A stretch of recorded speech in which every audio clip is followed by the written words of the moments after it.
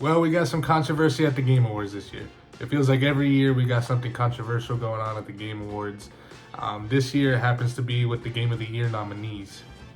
So let's take a look at the Game Awards website here, particularly at the frequently asked questions and rules. If you scroll down, you will see the new rule that's causing all the controversy. That is this one right here. Are DLCs, expansion packs, and remakes/remasters eligible? The Game Awards aim to recognize the best creative and technical work each year, irrespective of the format of the content's release. Expansion packs, new game seasons, DLCs, remakes, and remasters are eligible in all categories if the jury deems the new creative and technical work to be worthy of a nomination.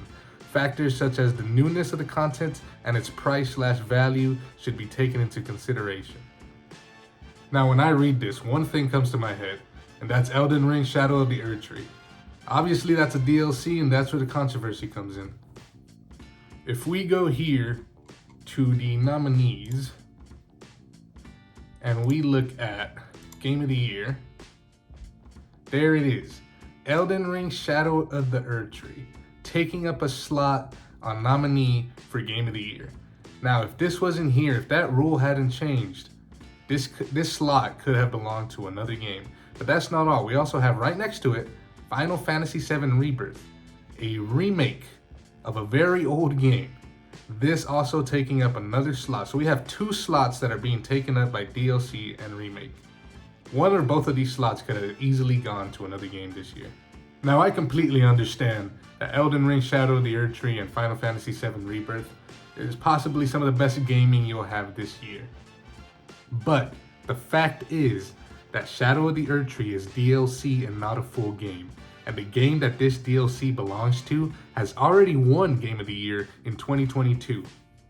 Now, a better argument can be made for Final Fantasy because it is a full-blown remake and not a remaster or DLC. The game is built from the ground up and stands to be one of the best games this year.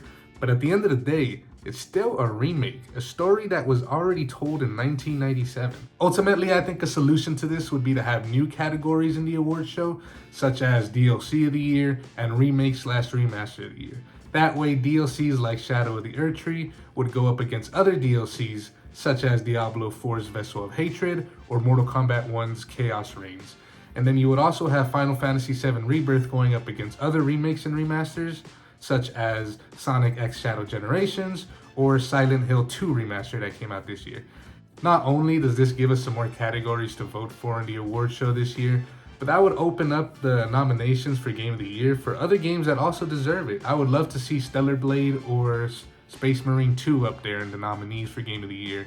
But as always, leave your opinion in the comments below. Thank you for giving me a little bit of your time. Hit that subscribe button and I'll see you in the next one.